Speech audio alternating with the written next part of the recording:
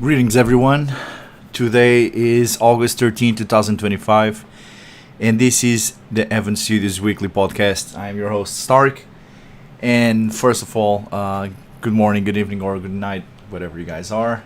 And I know it's been a while, but most of you know why it has been a while. And it has been way too long, especially on my side. I wish I could have started the podcast a little earlier at the appointed time, but I was stuck in traffic. Lisbon is kind of chaotic today. Probably should do the sound check if there is anyone in chat right now, and if you could tell me that if you can hear me, that would be great. It's been a while. Let's try to go straight to the point because I'm pretty much exhausted today. Already finished everything that I had to do for Fleeting Hours today. Also spent most of the morning at the mechanic. That kind of sucked.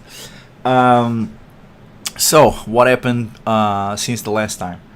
Well, first of all, I just want to spend some time talking about what happened to me, because at the time while going through it, it was difficult to talk about it. But basically, I was going through a lot of stuff, but obviously the main thing was the burnout. That was what was mostly keeping me from work.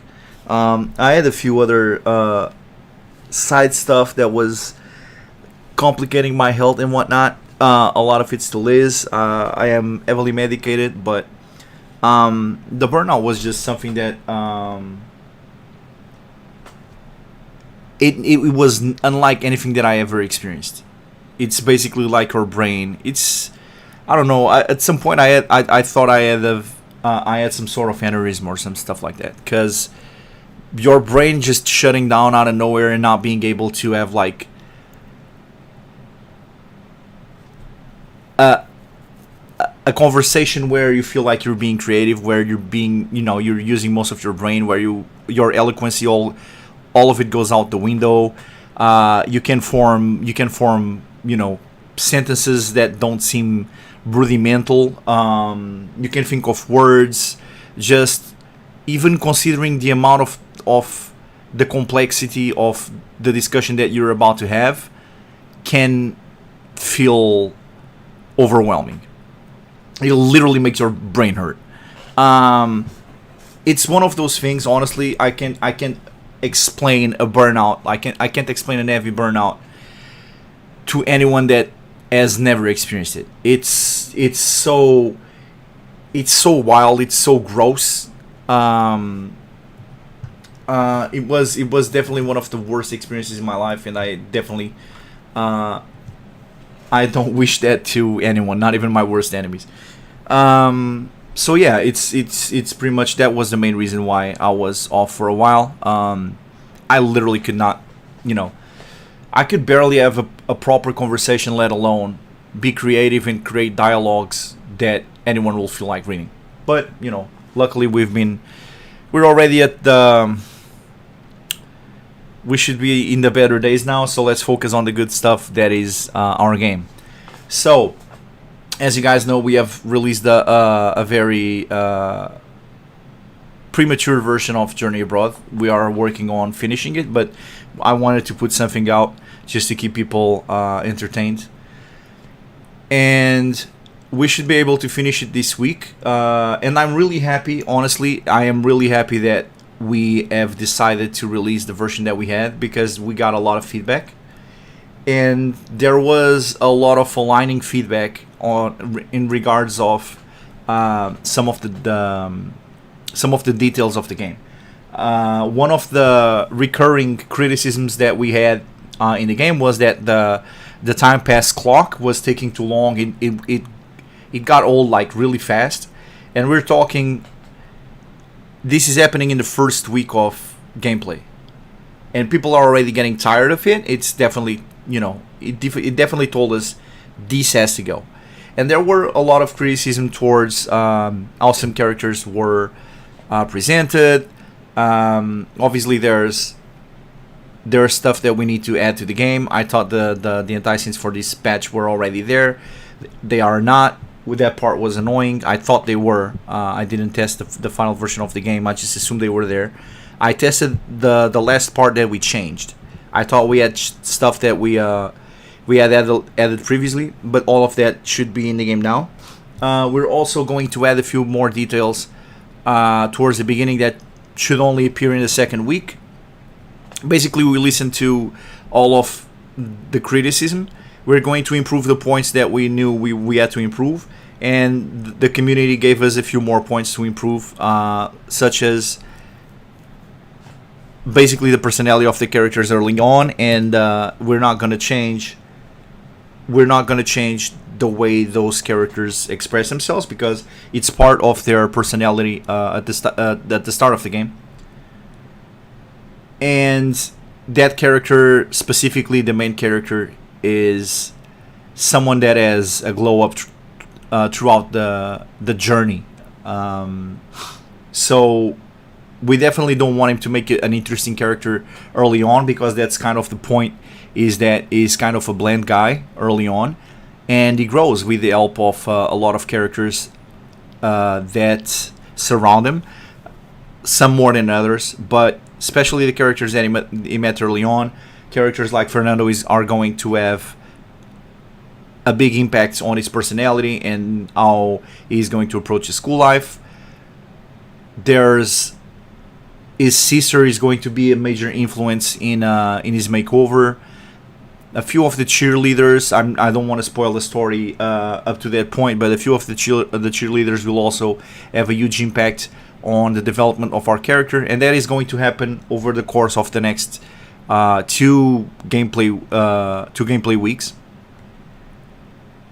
And then you will see the character on the growth on the character to be progressive. But we did listen to the criticism that the main character is kind of bland early on, and that it bored him to death.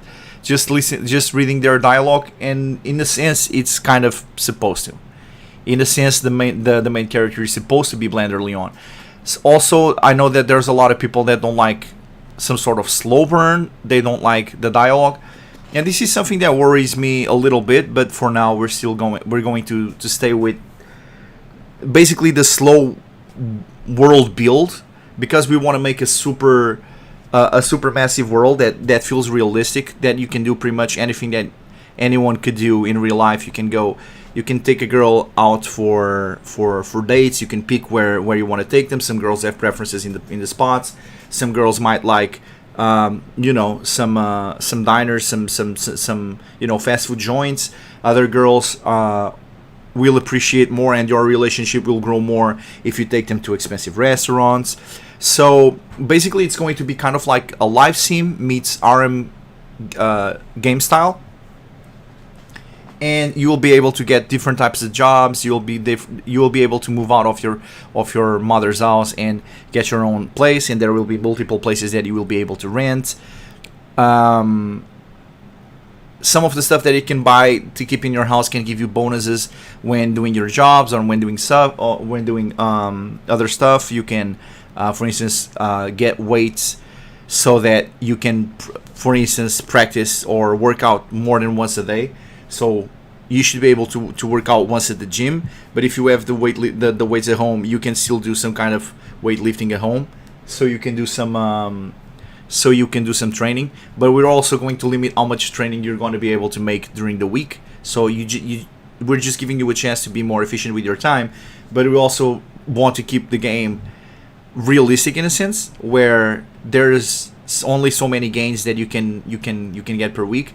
And that's kind of a way to pace the game so that we don't get people just working out, twice a day for like 2 weeks straight, and then be like, well, I'm done with the strength stat. I don't need to care about that anymore. Especially because there will be a decay. You will be warned that you need to work out like at least once a week, or else there will be a decay. So basically, we want to create something that creates some sense of like schedule, not to the point where you will see on a game like Persona or Shin Megami Tensei game where you need to go meet a certain character and you only have so much time to meet this and do this stat or else you might lose something in the game permanently. We're not going to do that. It's not going to be super intensive in terms of schedule, but some things you need to do, some kind of maintenance. And obviously working out is one of them. You also need to show up for school. You can't just keep ditching school. There's a few things that are kind of mandatory if you wanna go through a certain route, a certain path. So it's going to be simulating like real life. That's pretty much what we intend to do with the game. And the relationships with the characters, we want them to grow not too fast and not too linearly. We don't want every character to just magically fall in love with this boring character early on. We want the character to become exciting, to become entertaining, and then we want the female characters to feel attracted towards our MC. And all of these female characters, like I've explained before, they will all have different dynamics. Some will be more dominators, others will be more submissive, others will have a more vanilla kind of romance style. And they not only you will have to romance them in a different way to the type of dates that you go with them. You need to pay attention to their preferences and whatnot. But they also, and this will reflect in dialogue and whatnot, but they will also fall in love with the MC for many different reasons. So that is why it's important to increase all your stats.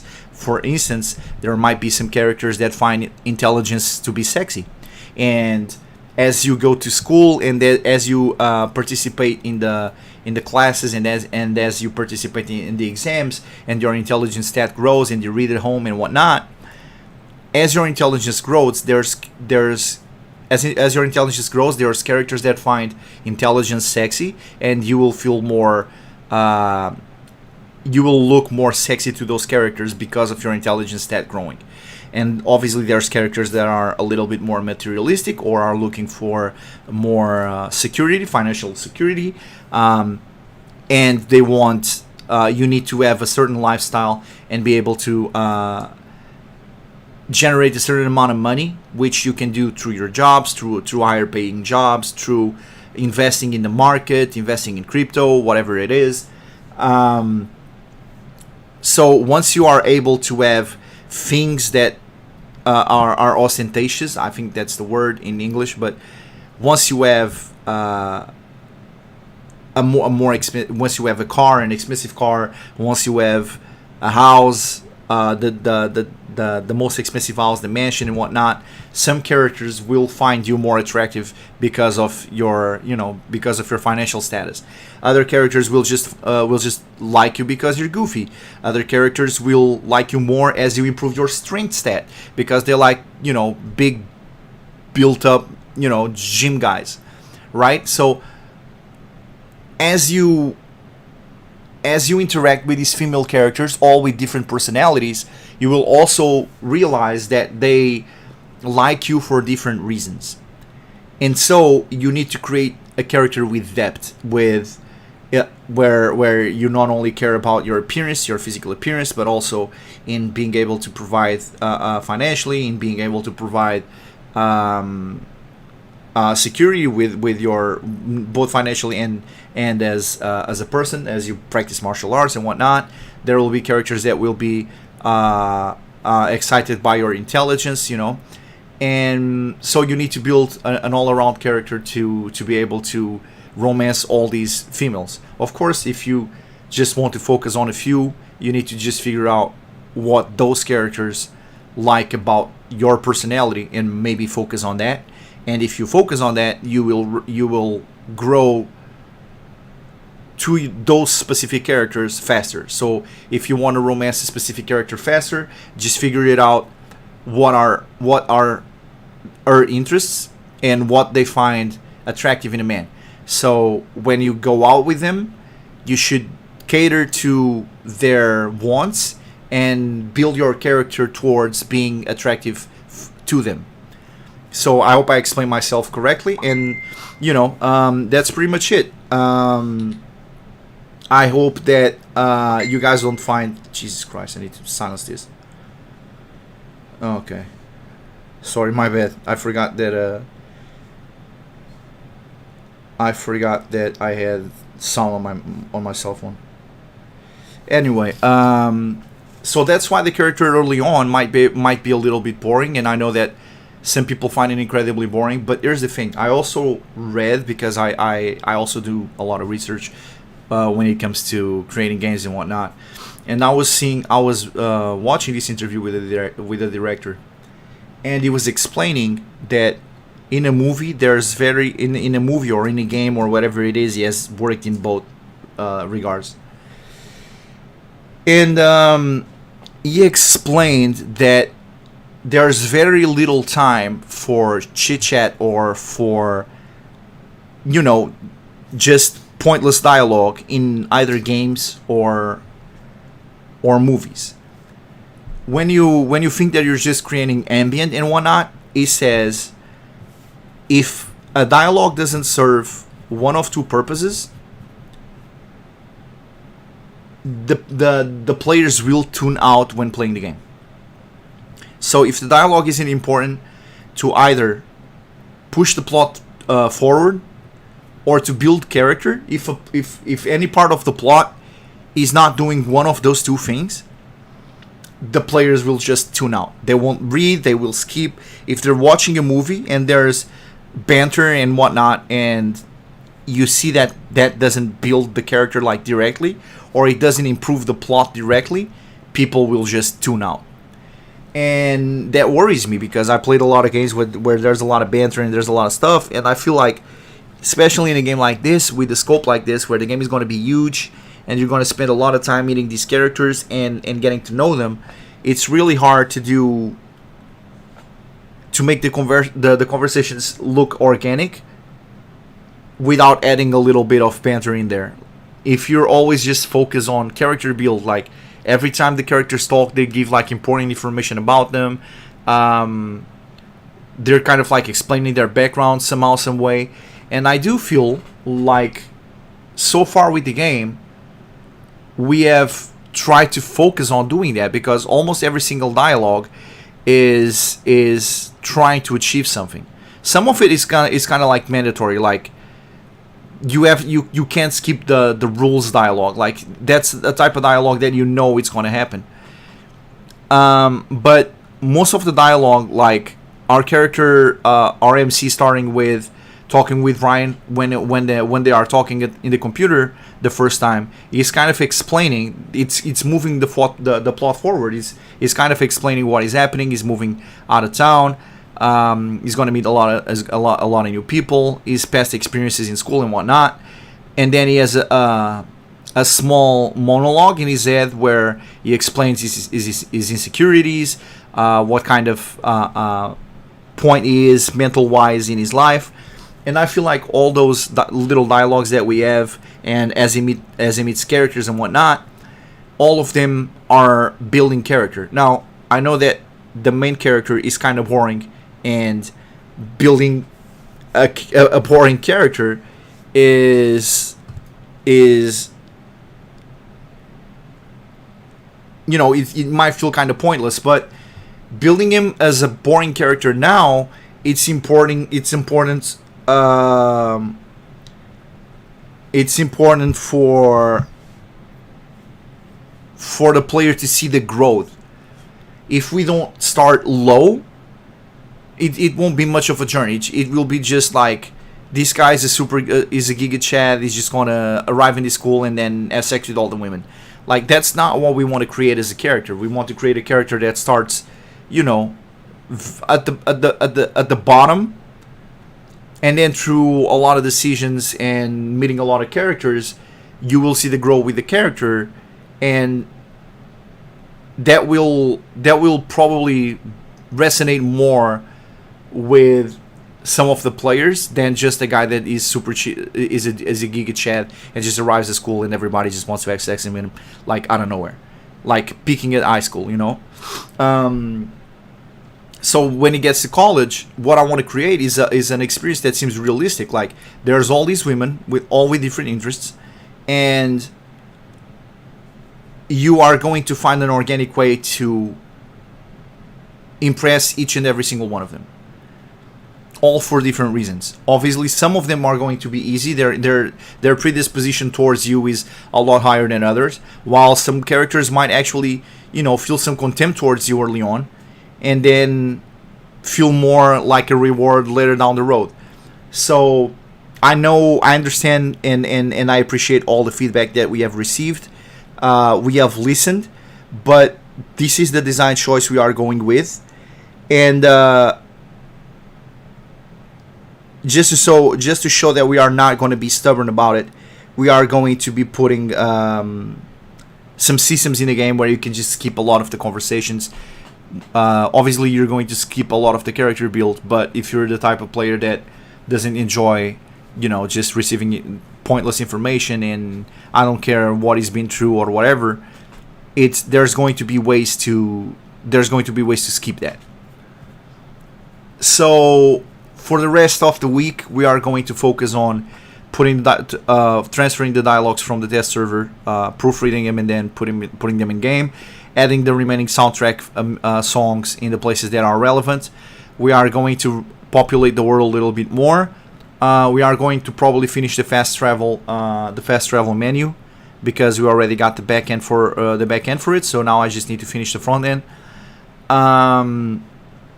We are going to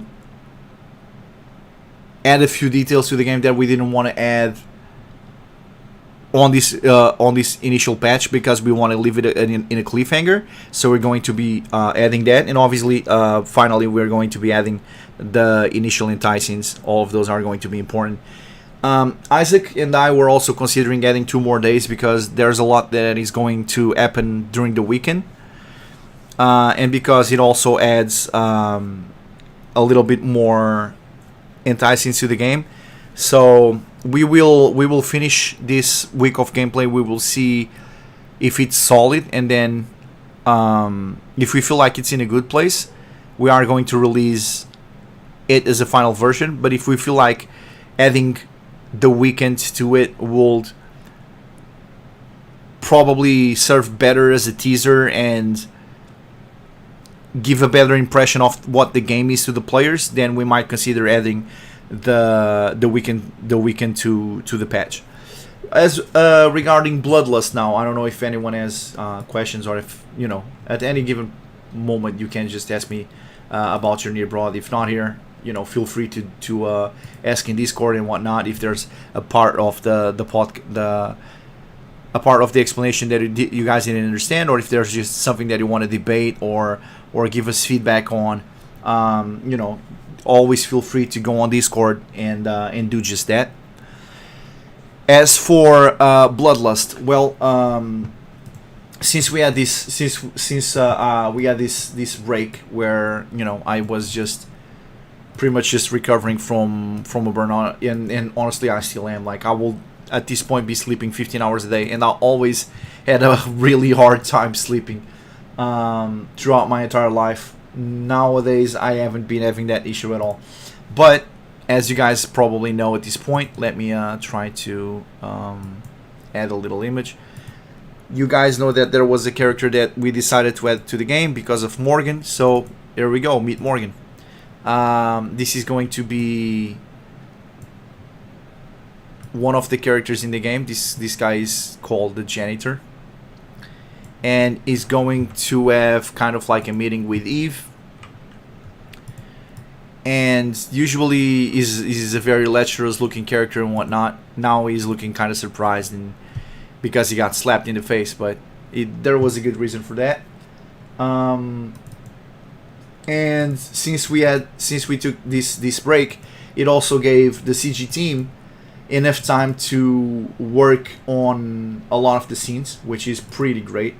We were able to finish almost every single bust in the game. I think there's 2 missing, which is Eve's romantic interest as a young person, because she's gonna show up in the first patch, and the principal. We were making the other expressions for him. We only had the expressions we used for the poll that we used a long time ago. And well, just to give you a little tease as to what we have been creating. I don't want to tease too much. I mean, you guys will have to wait for the end of August or the beginning of September. It's going to be out. It's going to probably to come out on the either the late week of the last week of August or the first week of September. We're going to see how much we can advance. But this is what caused the slap, and this is, well, I need to transform feed to screen, and well, you put your hand in me, I mark my hand in you. This is obviously a lot of you that have found this through Fleeting Iris are probably going to appreciate this art style more, because again, this is the art style you guys grow accustomed to with Muko and Tiger Lila doing the CGs. I know that there's a lot of people that are big fans of Scarlet and those people are and also fans of like RM games and whatnot. So I know that those people are excited for Journey Abroad, but I know that most of our core fans are more excited to see Bloodlust. And we're going to have Bloodlust coming out very, very soon. First of all, we just need to finish Journey Abroad. We're really close. We will appreciate all sorts of feedback. Play the version that is on our Discord right now. Test it, see what you like and you don't like, and give us feedback so that we can adjust right away, because I do feel like the first version is going to be very important, because it's the one that we are going to use as a public demo. It's the one we're going to share with our developer friends to try and advertise for it.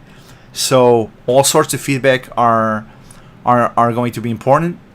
And then as soon as we're done with that, and we definitely hope that Monday we can finally wrap up the final version of the first patch for Journey Abroad. We want to put that out, and then we're going to be focusing full time on Bloodlust.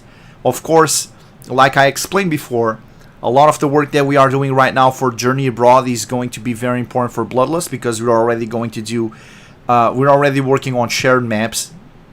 We're working on some of the soundtrack is going to be similar.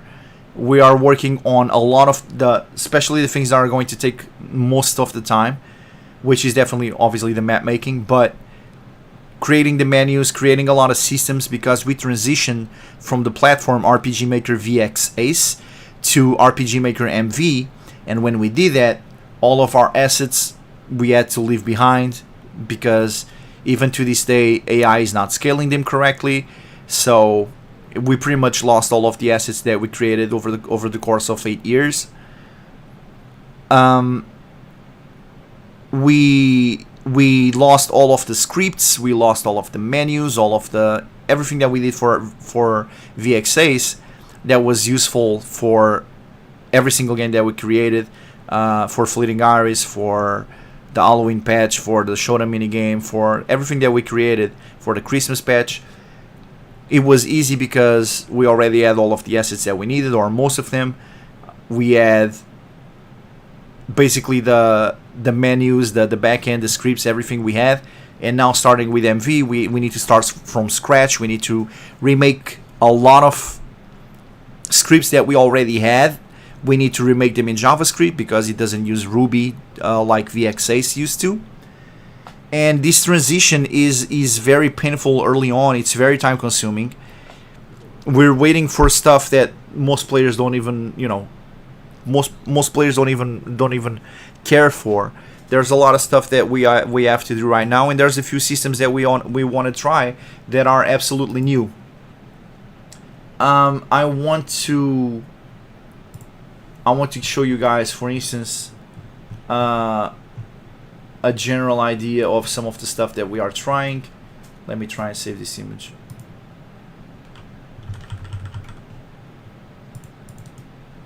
This is, for instance, this is silly stuff, but this can take so many days to create, and there's a lot of stuff that we already had the idea to implement on Fleeting Iris, but we decided let's just do that in the next game. And as you can see, this is a system where you can actually see the characters walk and this was the idea in terms of like a design. This was in terms of design, obviously. In terms of like actually coding it, it's going to be different. But the idea is to make the character have kind of like an aura showing that he's walking behind some sort of. It can be a wall, it can be a shelf, it can be furniture, it can be whatever behind a tree, doesn't matter. So if he walks behind something, he's going to show up invisible. You're going to see the not invisible, but you will see the opacity of the object that is walking behind of to be lowered to like 20% opacity or something like that. And that will help you locate the character better. And there's a bunch of other systems that we have created. The one where the roof disappears when in the kitchen, when you approach that little area that the roof just disappears and appears in the kitchen. I know that there's a few games that do it, but the way they do it can create a lot of conflicts. And we created a system where we can tune up or down the speed at which the roof disappears or appears, and we make it be able to happen during events. And we are also considering in case the player walks in the room and walks out right quick, so that it doesn't start lagging and whatnot. There's a lot of stuff that we're doing right now that will save time for future games or for future patches. So since we started with Journey Abroad and we had to do a lot of work for the back end, now there's a lot of stuff that when we move on to Bloodlust, we won't have to do all that same stuff all over again. So the good thing about working on two games in this regard is that when you're advancing one, there's a lot of stuff that also advances the other game. Especially when it comes to scripts, especially when it comes to maps, especially when it comes to sound effects. There's basically a lot of stuff that when you're creating for both games, and it actually speeds up the process of both games. But as we knew, we didn't expect it to be rough in real life, but we already knew that the early stages of game creating in RPG Maker MV would be kind of rough. It will be a little bit of a rough patch, especially since we need to create so many scripts and there's so many details to be added. We still have to create most of the menus. We already have an idea of how to design most of them, but there's still the matter of doing a lot of back-end stuff and actually writing the scripts so that it matches the visuals of the menus. So yeah, that's pretty much what has been happening this week and what has happened in the last few months. We have been working tirelessly to catch up due to what happened. I'm still working obviously on limitations, but I feel like we have been progressing very, very fast and doing very good work. So honestly, at this point, I'm just anxious to put out the first playable version and actual final version of a first patch for Journey Abroad and the same thing for Bloodlust. Once these two are out of the way, I will feel a lot more at ease. But right now we're just excited to put these out, and it's been pretty frantic around the office lately. Also, a lot of real life issues. Once my problems ended, Isaac's problems started, and it is what it is. We don't want to use those as an excuse because we've been putting in a lot of work, and Isaac, even with these difficulties, has been doing the same. So I just want you guys to know that we are doing our best here, and very, very soon you will be able to see the results of all the work that we've been putting on lately. And once we get out of this rough initial phase, we will go back to the monthly releases that we promised, and I'm sure that you guys are going to appreciate it. We definitely love the way the direction in which the games are going. They're completely different games. I'm sure there's a lot of people that won't enjoy both. I wish I could create entire games so good that most people would appreciate one or another, even if in different ways. But you can't please everyone, so we're gonna work on doing our best. And at least I hope that one of the games, is enough to excite most of you, if not all of you. And if you're into both games, or if we get a new crowd or whatever, because that will be great for funds. But we don't want to lose our current supporters or our longtime supporters. Those are always going to be our priority. So we're just doing our best here. It's been a pretty rough patch, both in real life and in game designing, because I knew that changing from RPG Maker MV from VXS to MV will be rough, but it's all going to be worth it in the end. I just know that it's all going to be worth it. Well, I think that's most of the stuff that I wanted to get out of the way. I appreciate you guys for showing up once again. I know that as it has been a few weeks since I was able to do the podcast. I will try to do the podcast again every Wednesday. If I can't do it on Wednesday, I will try to move it on Tuesday or Thursday. It depends on how it is. But yeah, it was good to come back. I definitely feel a little bit nervous because I haven't done this in quite a little bit. Even setting up the stuff and doing the sound check at the beginning, everything felt kind of weird. It will definitely take a couple weeks until it feels natural again.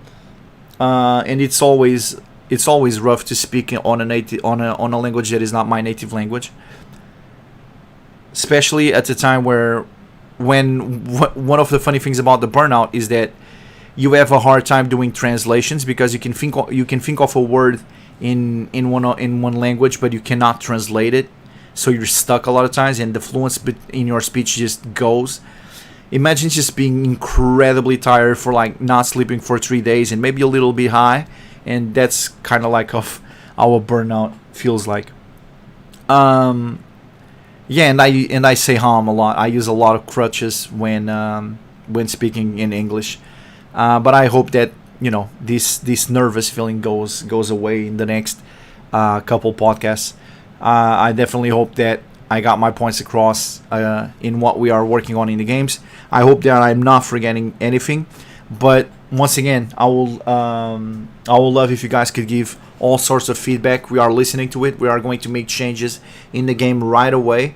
We know that not a lot of people were happy about the clock system, the clock animation, because it takes too long. We're definitely gonna scrap that. And that's something that also happened in Fleeting Hours. I don't know if people that have been playing Fleeting Hours for years remember that we used to have kind of like cinema lines. Maybe one day I can play a really old version that I have on Steam, and you guys can on stream, and you guys can check some of the early details of Fleeting Hours that were removed later down the road. But there was definitely a lot of stuff, like being able to see a reflection on reflective surfaces that used to lag people. We had to take it out. There was these the game had a maximum amount of days that you could play, and then you will have to go back to an early stage of a save game, and you will be unlocking the scenes like that. There was basically a lot of stuff that, through feedback, we decided that it wasn't the best thing to have in the game, even though we thought that it looked good, and maybe it did, but in terms of like gameplay and in terms of utility, it definitely didn't match how good it looked. So we had to get rid of it. And apparently the clock is just one of those things. So for everyone that decides to save this version of the game, or for anyone that we can discuss the game with, few years down the road, hopefully, you can always say, hey, I was one of those that played the game when you guys still had the little clock dangling system. and it's always funny to look back in the game and see things that have changed. Meanwhile, I definitely have played a lot of games where the games at the end were so different from the beginning that they really don't even feel like the same game. So I have a lot of people that keep asking me for earlier versions of Fleeting Iris, just to see how did the maps look and how did the drawings look, especially Fleeting Iris, because we have remade so many scenes and redrawn a lot of busts and redrawn a lot of stuff. So there's people that have really old Fleeting Iris versions that they cherish and that they save almost religiously. So yeah, you if you want, save the initial versions of Journey Abroad, and maybe one day you can say, hey, I was there at the beginning. Let's hope that one day this can be actually both games, but let's hope that the games become huge, and you guys are here to see it, and that will be a good sign in many regards. So I hope you guys enjoyed the podcast this week. A little tired, but I really wanted to do this today. I really wanted to get back to doing the podcast and kind of explain what we have been working on throughout the week. That's kind of like the sentiment that I want to keep in the future, is more or less not do like a whole hour of podcast, but be able to explain, okay, this week we did this work, and kind of like show all of the work that we have done. Use it kind of like a teaser and whatnot. And yeah, I hope you guys enjoyed the podcast. I hope you guys enjoyed the teasers. I hope you guys enjoyed the explanation. And I hope you guys enjoyed if you played the patch. And yeah, if you can, leave some feedback on Discord. All of it is very useful. I appreciate you all for showing up. And that's it. I just, as usual, much love, much fortune, much health above all. That's it for today. I will see you guys next week with hopefully a patch and a new podcast. I'll see you guys then. Take care. Peace out, guys.